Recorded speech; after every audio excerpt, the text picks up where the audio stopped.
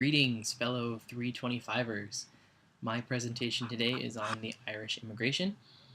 Some of the sources I used were Khan Academy, some Library of Congress articles, some New York Times stuff, and I have a Journal of the American Revolution page I was reading for this.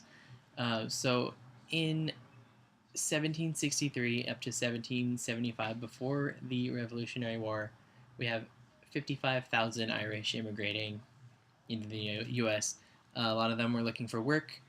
There was a lot of depression in the linen trade because Britain kept putting tariffs and preventing duty-free imports of their linen. So there wasn't a lot of money coming in on the Irish end. They were looking for work here. In 1820, we had about 60,000 Irish immigrating here.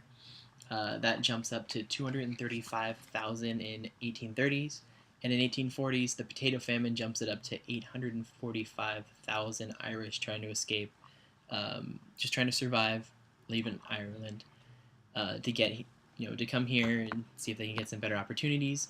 They counted in 1840, Irish counted as half of the immigrants coming in total to America, so that's a significant number.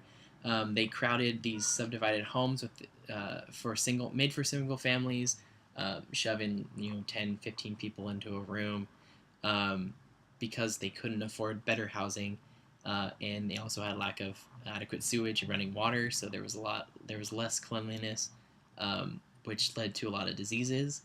It actually caused people to move out of their neighborhoods when the Irish decided to move in because they were worried about alcoholism, crime, disease, fire, things related to the Irish. Um, as for the workforce, they took up all the menial jobs, things that people didn't want to do, things that were too dangerous. They actually were picked over slaves to do the railroad, to build some of the canals, uh, because slaves had monetary value attached to them. So slavers didn't want to lose their slaves. They were like, hey, we'll just use the Irish instead because you know, they don't have any worth. That caused a lot of class tensions because the jobs were given to the Irish simply just because they work for cheaper. There was a lot of racial tension between the Irish and the African Americans. They had similar pathologies, a lot of broken homes, alcoholism. They're both treated terribly by everybody else. But rather than unite on that, they decided they were focused on the competition. They had to be better than the other. Um, that led to the African Americans supporting the Republican Party, who was anti-slavery at the time, and the Irish deciding to support the Democratic Party.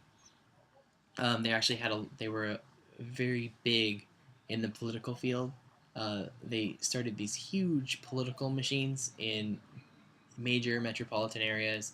So places like New York and Virginia, Massachusetts, and in turn, the Democratic Party helped them with. They got job training. They had employment opportunities, and sometimes even money in exchange for votes. The Democrat Party knew that the Irish were like working men, and that if you give them incentive to vote, they're going to vote for you. Um,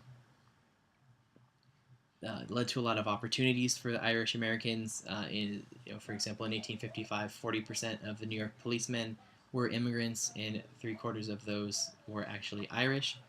Um, there was a lot of anti-Catholic prejudice because most people were Protestant, and they were afraid that the Catholics were more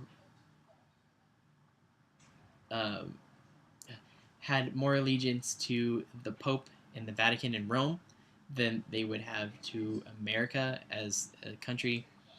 Um, and so there was a lot that led to a lot of newspaper ads saying the Irish need not apply.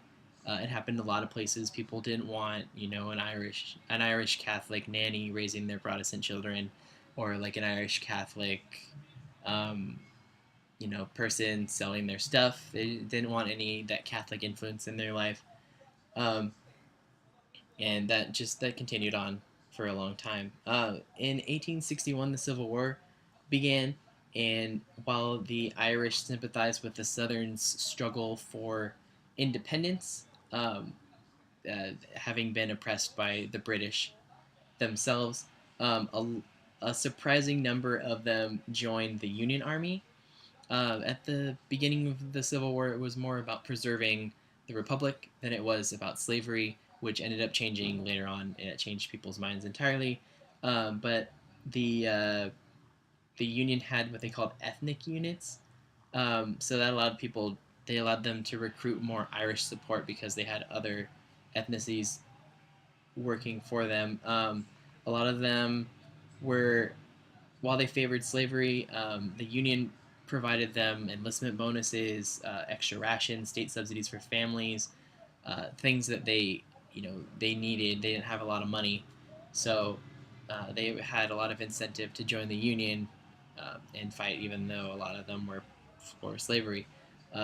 In 1863, there was a huge amount of Irish casualties, which led them to think that maybe they were just being used for their expendability, or what they call cannon fodder.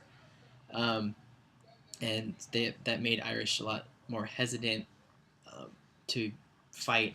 And then the National Conscription Act forced unmarried men in the Union ages 21 to 45.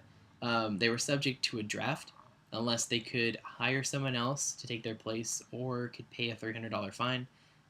Irish being poor, not very liked, it's hard to hire a replacement for you. It's hard to afford a $300 fine. So a lot of Irish were being drafted.